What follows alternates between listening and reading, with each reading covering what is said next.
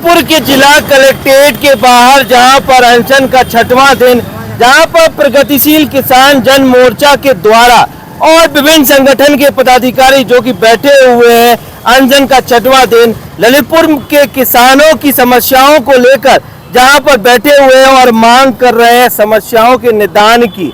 वहीं पर उच्च अधिकारियों की बात करें तो उच्च अधिकारियों में इनके पास कोई अभी तक कोई नहीं आया है। आइए जानते क्या है उनका कहना, कौन कौन से ऐसे मुद्दे हैं जिन मुद्दों को लेकर वह बैठे हुए हैं और वहीं पर अधिकारियों का आना हुआ है कि नहीं हुआ था, यह भी जानते हैं। नमस्ते, क्या नाम है आपका? उदल सिंह पटेल हमारा नाम है और प्रगतिशील किसान जन मोर्चा के हम केंद्रीय उपाध्यक्ष हैं जी। और जिले में किसानों की तमाम ऐसी समस्याएं हैं जिनके लिए किसान काफ़ी दुखड़ा रोया है उच्च अधिकारियों के पास।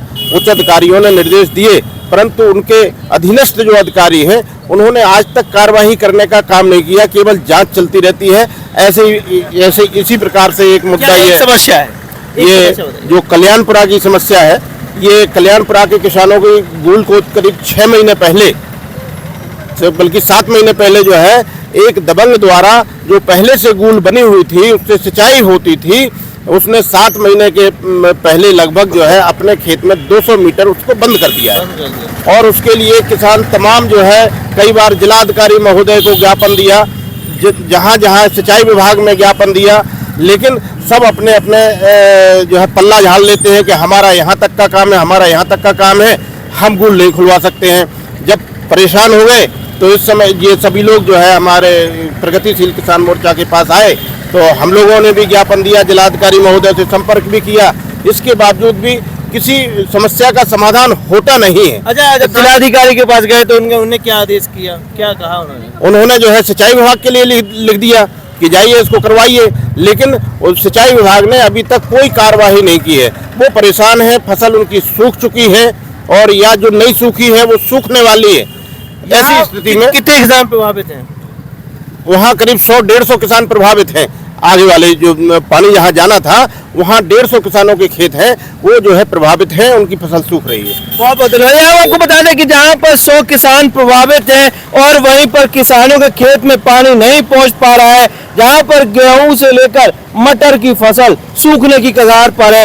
एक मुद्दा जहाँ पर मोर्चा के तहत बैठे हुए हैं सुलझाने के लिए। नमस्ते, क्या नाम है आपका? हमारा नाम बाबूलाल दुबे, मैं केंद्रीय अध्यक्ष प्रगतिशील किसान मोर्चा। अच्छा, क्या मुद्दा है, क्या मुद्दों को लेकर? हमारे देश के यशस्वी प्रधानमंत्री जी एवं माननीय मुख्यमंत्री जी द्वारा किसानों को देश में अन्न उत्पादन के लिए विभिन्न योजनाएं चलाई जा रही हैं, जिसमें एक योजना है प्रधानमंत्री फसल बीमा योजना।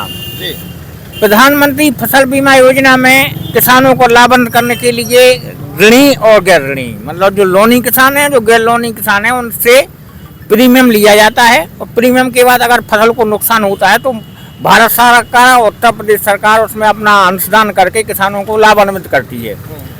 किंतु ललितपुर में जो बीमा कंपनी के लिए प्राइवेट कंपनी आई, उन्होंने किसानों के साथ छल कपट धोखाधड़ी की। जिस किसान का नुकसान होता है, जब प्रीमियम तो ले लेते हैं, जब नुकसान की बारी आती है तो तरह तरह के अड़ंगे हथकंडे अपनाकर फर्जी जो है आख्याएं देकर किसानों को वंचित कर देते हैं। प्रीमियम की राशि सरकार के द्वारा कंपनी के पास आई?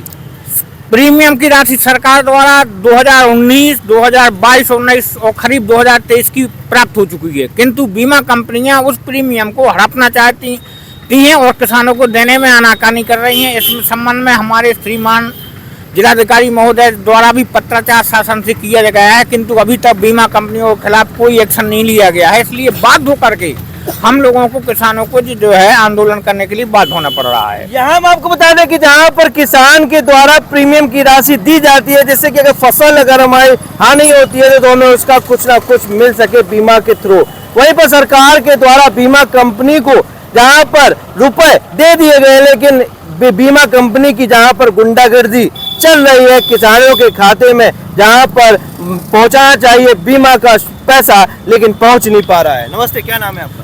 मैं नवनीत शर्मा। अच्छा, क्या मुद्दा है? मुद्दा ये है कि सरकार की मंशा है कि हर चीज पारदर्शिता से हो, लेकिन कृषि विभाग में इतना ज्यादा भ्रष्टाचार है कि कुछ कहने की बात नहीं। इसका एक नमूना ये है कि ललितपुर में अच्छा बीज बो के किसानों की आय बढ़ाने के लिए और गरीब किसानों के लिए तो उन्होंने क्लस्टर बना के नए नए बीज देना और इसके बाद उसका प्रोडक्शन, उसमें खाद और कई अन्य चीजें, कीटनाशक वगैरह सब देने का है। इसमें ललितपुर में कम से कम 2-2.5 हेक्टेयर में नया बीज उपलब्ध कराया गया था, लेकिन ये बीज मौके पर नहीं गया, न बोया गया। कुछ अधिकारियों और कर्मचारियों की मिलीभगत से ये पूरा मंडी में बिक गया, मंडी में बिक गया। और आप तो सर्वे करा लो, मैं चैलेंज कर रहा हूँ, नहीं तो मेरे खिलाफ FIR करो, नहीं तो उन चोरों के खिलाफ FIR। मैं आपको बता दें कि जहाँ पर सरकार के द्वारा मोटे अनाज की, जहाँ पर वो है ना मोटा अनाज, अच्छा चना मटर क्लस्टर, अच्छा क्लस्टर को है जो यहाँ हम आपको बता दें कि जहाँ पर क्लस्टर की बात करें तो किसानों को अच्छी गुणवत्ता वाले बीज जहाँ पर मिलना चाहिए, लेकिन धरातल पर देखने को नहीं मिल रहे हैं। वहीं पर इनके द्वारा आरोप लगाया जा रहा है, जहाँ पर सरकारी कर्मचारी और संबंधित कुछ लोग जहाँ पर इस क्लस्टर के बीज को बेच चुके हैं मंडी में। फिर क्या हुआ?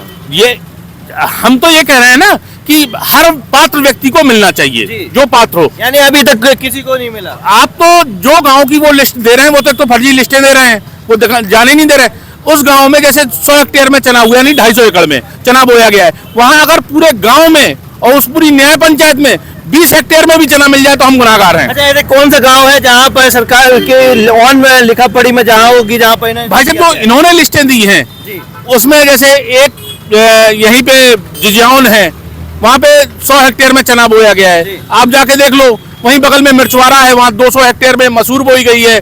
यहीं पास में मेरती न्याय पंचायत है, वहाँ पे 100 हेक्टेयर में चना है। दावनी में 100 हेक्टेयर में चना है, ललितपुर के पास ही के हैं। अब वहाँ पे चना है ही नहीं, तो हम कैसे माने कि योजना इनकी सफल है? और ये कैसे है? यहाँ ऑन पेपर में जहाँ पर चना मसूर जहाँ पर वितरित कर दी गई है, अच्छी क्वालिटी के बीज वितरित कर दिए हैं, लेकिन जैसा इनके द्वारा कहा गया है, धरातल पर किसान के खेत पर बीज एक भी नहीं पहुंचा है। वहीं पर क्या कहना, और संबंधित अधिकारियों का इस पर संबंध में क्या कहना है? अधिकारी तो गोलमाल बात कर रहे हैं, गोलमाल बात कर रहे हैं, उनसे मतलब नहीं है। वो अगर ये जांच 8 दिन के अंदर DM साहब के पास रिपोर्ट नहीं आती है तो फिर वो कहेंगे फसल कट गई। हाँ, और गेहूं खेत में खड़ा है और चना का क्लस्टर लिया है। क्या बात है, गेहूं खेत में खड़ा है, चना का क्लस्टर लिया है, लेकिन चने के बीज जहाँ पर किसानों के पास नहीं पहुँचे हैं, वहीं पर बड़ा गोलमाल, और अधिकारी भी गोलमाल जवाब दे रहे हैं। नमस्ते भैया, क्या नाम है आपका?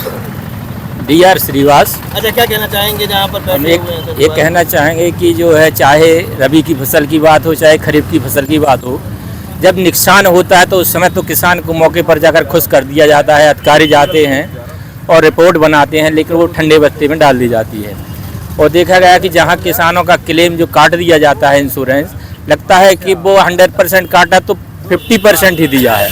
कुछ ऐसे किसान भी पाए गए हैं। तो ये जो है, जब किसान जो है जागरूक नहीं है, उसे जानकारी नहीं कि हमारा कितना % जो है क्षति हुई है, कितना % हमें उसका आना चाहिए, इसका फ़ायदा उठाते हुए जो है प्रशासन जो है सोया रहता है।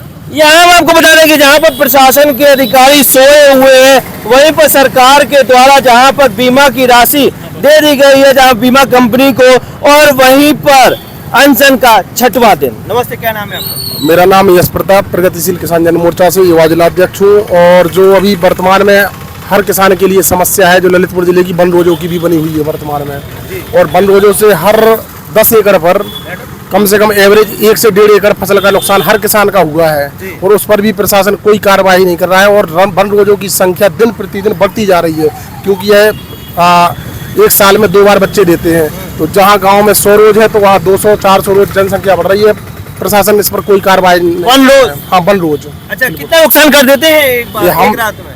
एक रात में नहीं, औसत एवरेज अगर लेके चले, कोई किसान अगर 10 से 15 एकड़ में खेती करता है तो उसका 10 से 15% वर्तमान में नुकसान हो चुका है। अच्छा, कम से कम 1-1.5-2 एकड़ में नुकसान हो चुका है। मेरे भी खेतों में कम से कम 1.5 से 2 एकड़ खेतों की फसल खत्म हो चुकी है वन रोजों की। अच्छा, क्या वन अधिकारियों से आपने इस बारे में वन अधिकारियों से बात हुई तो उन्होंने कहा कि इसके लिए कोई गाइडलाइन नहीं है, और इस प्रकार से वो बात को टालते रहते हैं। तो जो कि एक रात में कई हेक्टेयर पर, जहाँ पर कई एकड़ों में फसल जहाँ पर नुकसान कर देते हैं, क्या कहना चाहेंगे? नहीं, इस बारे में नुकसान तो ये है कि हम सबसे मिल चुके हैं, लेकिन अधिकारी पता नहीं किस प्रवृत्ति के हो गए हैं, वो सुनना ही नहीं चाहते हैं।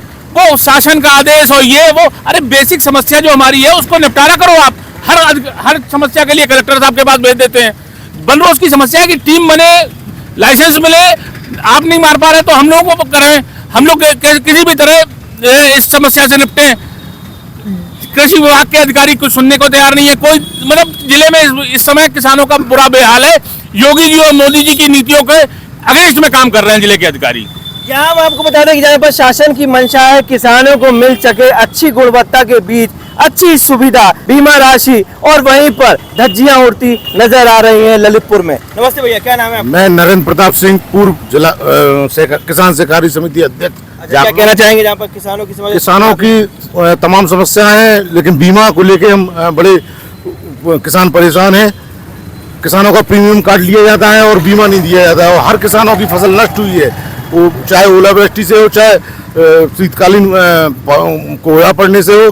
किसानों को कहीं ना कहीं हानि हुई है और उनका प्रीमियम बराबर काटा जाता है, और बीमा कंपनियां उन्हें बीमा देने के लिए नाम पर आनाकानी करती हैं। यहाँ हम आपको बता दें कुछ मुद्दे जो कि हम आपको बता दें कि प्रीमियम से संबंधित किसानों के, जहाँ पर फसल से संबंधित, और वहीं पर मुद्दे जो कि प्रगतिशील किसान जन मोर्चा के तहत 6वां दिन का अनशन, वहीं पर जिला कलेक्ट्रेट के सामने अब अनशन का 6वां दिन मुद्दों के बीच में, जहां पर अधिकारियों की बात करें तो अधिकारियों को, जैसा इनके द्वारा कहा गया है कि कोई अधिकारी मौके पर नहीं पहुंचा है। अब देखने वाली बात यह होगी कि इनके मुद्दों, इनके अनशन के 6वें दिन के बाद कोई अधिकारी आता है, इनकी समस्याओं का निदान कर पाता है कि नहीं कर पाता है, क्या इसी तरह इनका अनशन चलता रहेगा, यह सब देखने के लिए हमारे साथ बने रहिए। फिलहाल जिला कलेक्ट्रेट के विकास सोनी की रिपोर्ट।